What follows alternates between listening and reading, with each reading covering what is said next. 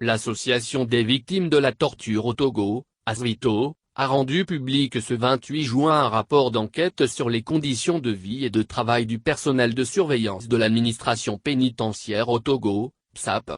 Créé en 2009 avec un effectif de 435 agents dont 108 femmes, c'est la première fois que ce corps est l'objet d'une étude. Le rapport d'une trentaine de pages publié par l'ASVITO fait l'état des lieux des situations que vivent les agents de la surveillance de l'administration pénitentiaire dans les 13 prisons civiles du Togo. On y découvre que ces agents sont impliqués dans les malversations et affaires de corruption, ils ont une méconnaissance des textes qui régissent leur profession, leurs droits syndicaux sont bafoués, faute d'effectifs consistants leurs heures supplémentaires ne sont pas payées, de même que les congés annuels ne sont pas respectés.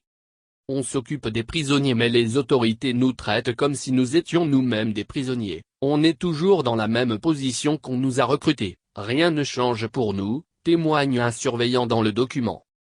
S'agissant de la pandémie du coronavirus, un autre agent révèle quand il y a un cas suspect de Covid-19, c'est un agent qui l'amène à l'hôpital sans combinaison de protection.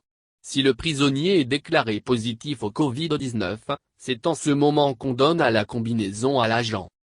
Les conditions matérielles pour le bon exercice de leur mission ne sont pas réunies, souligne le suivant pour qui, nous n'avons pas d'infirmerie pour les PSAP, ni de véhicule pour extraire les prisonniers vers la cour d'appel de Kara. Nous utilisons nos propres moyens pour ces opérations et c'est très délicat et risquant.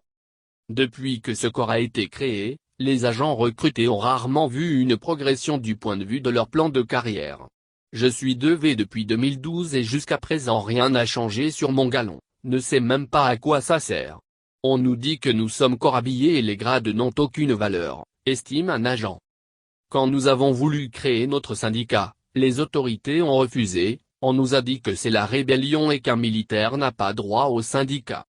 Pour le président de l'ASVITO, Kao Atekoli, dans nos investigations, nous avons recueilli des témoignages poignants qui nous ont amenés à faire des analyses comparatives au regard du texte de fondement de ce corps de métier. Pour le président de l'ASVITO, les conditions de vie et de travail des agents de la PSAP déteignent sur la vie carcérale en général. C'est pourquoi son association a formulé plusieurs recommandations à l'endroit de l'État.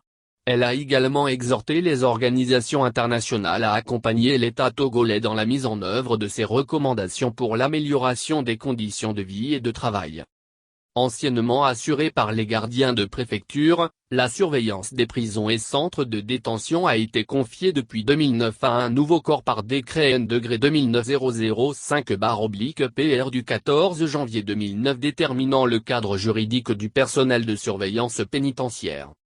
Plus de 10 ans après son institution, le cadre institutionnel de ce corps a connu des avancées mais plusieurs insuffisances sont à noter du point de l'amélioration des conditions de vie et de travail du PSAP. Ce document qui a été remis aux autorités y contribuera certainement à cette amélioration.